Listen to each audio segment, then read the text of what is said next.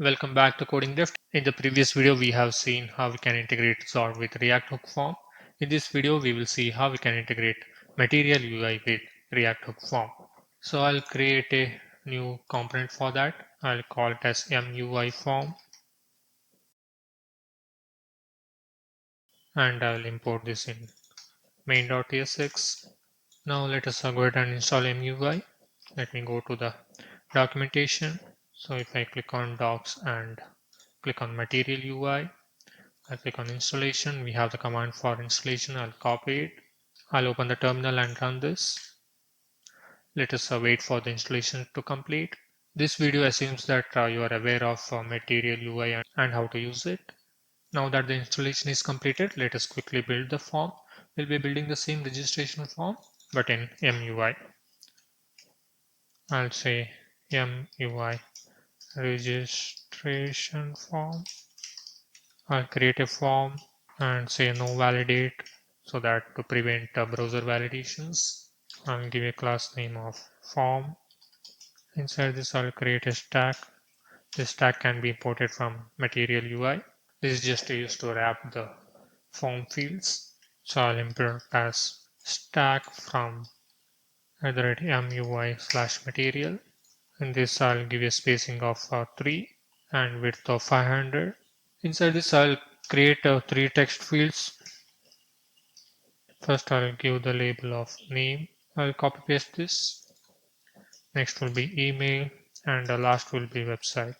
And finally I will have a submit button. I'll import a button from MUI. Button type will be submit.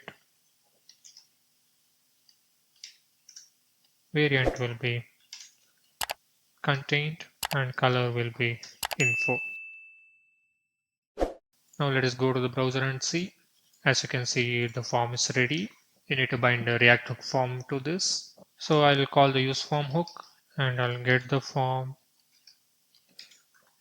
From form, I'll extract the register function and I'll register all these fields. This will be name, this is email, and finally this is website. I'll just start the required validations here. Name is required, email is required. Now let us add a dev tools also for this to see the form values. I'll destructure control from the form. Now if I fill something and click on register, we did not bind the onSubmit function. Let us do that. Here onSubmit will be handle submit of onSubmit comma onError. So handle submit can be extracted from the form. Let us define this onSubmit as well as onError functions.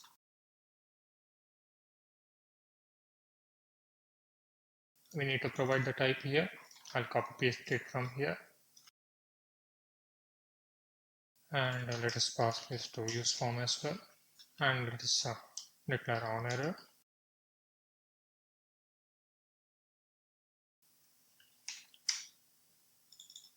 So we are importing the type field errors and passing form values to that. Now everything is in place. Let me click on register. As you can see, the error messages are coming here, but we need to display those error messages in respective fields. Let us do that. So we can get the error from form state. I'll destructure it further and extract errors. So I can say to this name field, there is error if at all errors dot name exist. We are using a double negation here because errors dot name will be an object. Double negation will convert it to a Boolean value. Same for email. And we need to display the helper text, that is the error message. Error message can be extracted from errors dot name dot message. I'll copy paste the same thing to the email. So now I refresh and click on register. As you can see, it is displaying the error message. If you want to validate on blur, then you can change the validation mode here. So pass the mode as untouched. Now what will happen is if I type something and clear it and click outside, it will give you the error message. So that will help in showing the error message as and when user types rather than at the end when user clicks on register.